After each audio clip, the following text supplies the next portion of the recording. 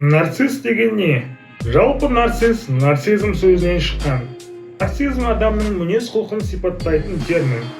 Әдетте ол мақсаттанушылықты, өз бағасын шамадан тыс асыруды, қарым-қатынастағы манипуляцияны, басқа адамдарды өз мүддесіне пайдалануды білдіреді. Заманауи психологияда тұлғаның нарциссттік типі кездеседі, ал психиатрда тұлғаның нарциссттік бұзылуы деген ұғым бар. Бұл жағдайда нарцизм адамның қандай да бір мінездерінің жиынтығы емес, толықтай емделмейтін нағыз рухани дертке айналады. Нарциссизмнің мұндай күрделі түрінің сирек кездесетіні қуантады. Алайда бұл мақалада нарциссизмнің қауіпті түрі жөнінде әңгімені өрбітпекпіз. Ғылыми зерттеулер мен сарапшылардың пікірлеріне негізделген нарцисс адамға тән 18 мінез-құлық типін ұсынамыз. Әрине, бұл тізім қандай да бір диагностика жасауға көмектеспейді. Алайда мұның көмегімен өз айналаңыздағы нарциссті анықтауға шамаңыз жететін болады. Әлде ондай қасиеттер сіздің де бойыңыздан табыла ма? Сіз лайықты жеңуді және жеңілуді білмейсіз. Кейбір өзімшіл адамдар сотқа келеді, және олардың бойындағы жағымсыз қасиеттердің бірі лайықты және жеңіле білмеу деп саналады. Олар тепе-теңдікті ұстай алмайды. Мысалы, нарцисс адамдар әлде кімнен жеңіліп қалса, айналасындарға тіл тигізу немесе өзінің жолы болмағанын біреуден көруі мүмкін. Ал өздері жеңе қалса, олар күле қарап, жеңіліп қалған қарсыласын келемеждейді. Сізді жете бағаламайтындай көрінеді. Нарциссттер шағымдануға құмар. Нарциссттік қасиеті бар адамдар өздерін әдеттегіден жақсыраққа, көбірекке лайық деп санайды. Сондықтан оларға айналасындағылар өздерін жете бағаламайтындай көрінеді. Және мақтау оларға үнемі жетіспей тұрады. Сіз тұйық интервентсіз. Иә, мұндай да болуы мүмкін. Психологтар нарциссизмнің екі түрі болады дейді. Бірінші түрі гиперагрессиялы, өктем жүріс-тұрыс. Алайда нарциссизмнің жұмсақтау түрде кездеседі. Жасырын нарциссизмнің белгілері: интровертті мінез-құлық, аса сезімталдық, мазасыздық, сондай-ақ өзін-өзі қорғауға дайын тұру. Дегенмен екі жағдайда нарцисс адамдардың бойынан көкіректік, атаққұмарлық, эгоцентризм сияқты қасиеттерді байқауға болады. Сіз өзіңізді ең ақылды адам, ал басқаларды ақымақ санайсыз. Әдетте нарциссттер бәрін білгіш. Сондықтан оларға айналасындағылармен тілдесу қиын. Себебі өздерінің пікірінше олар ешқашан қателеспейді. Мұндай адамдардың өмірлік ұстанымы әлемде екі көзқарас бар. Менікі және дұрыс емес.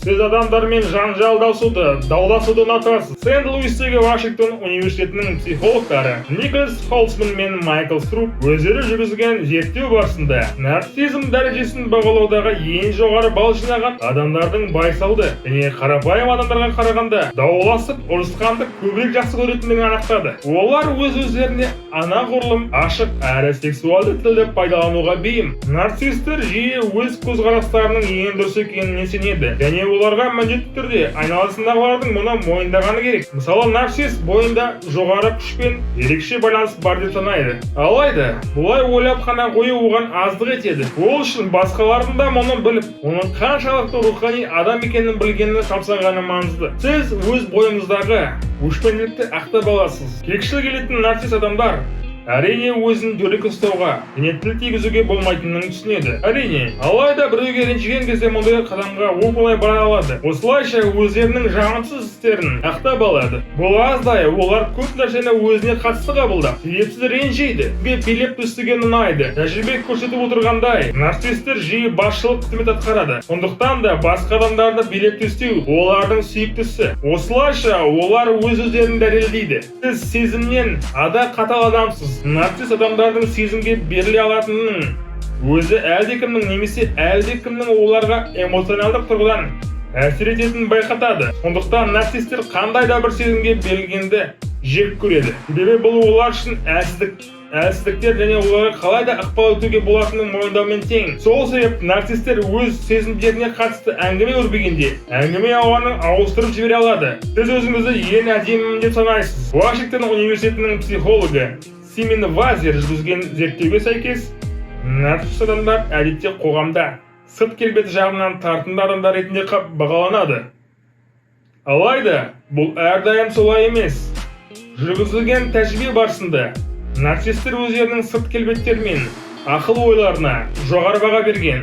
Дегенмен IQ тест тапсырғанда айтарлықтай нәтиже көрсете алмаған. Сіз тыңдағанды емес, сөйлегенді ұнатасыз. Остиндегі Техас университетінің психологы Анита Ванжелести нарцисстердің кез келген әңгімеге арқа болғанды жақсы көретіндігін анықтаған. Олар сонымен қатар аса эмоционалды күйде әңгімелесіп, қатты сөйлеп, басқаларға қызығушылығы жоқтығын айқын көрсетеді. Сіз оп-оңай және көзсіз ғашық болып қаласыз. Нарциссік қасиеттері бар адамдар жылдам әрі оңай ғашық болып қалып, дәл солай тез суынады. Оған себеп басқа уақытта нарцисс өзінің мінсіз кейпін тамаша толықтыратын мінсіз адамды көреді. Көзі ашылып, шынайы көріністі байқағанда, оның көзіне іліккен идеалдың жай елес екенін түсінеді. Мұндай жайт олардың ара қатынасына нүкте қояды. Бойында міні көп адам мінсіздің қасында қалайша өмір сүреді? Сіз көзге көп шөп шаласыз. Оңтүстік Алаба университетінің психологы Джошуа Фостер мен Джорджия университетінің психологы Уобит Кэмпбелл нарцисс адамдардың басқаларға қарағанда өтірік пен опасыздыққа бейімдірек екенін анықтаған. Зерттеу барысында сонымен қатар нарцисспен кездесіп, оның шынайы бет бейнесін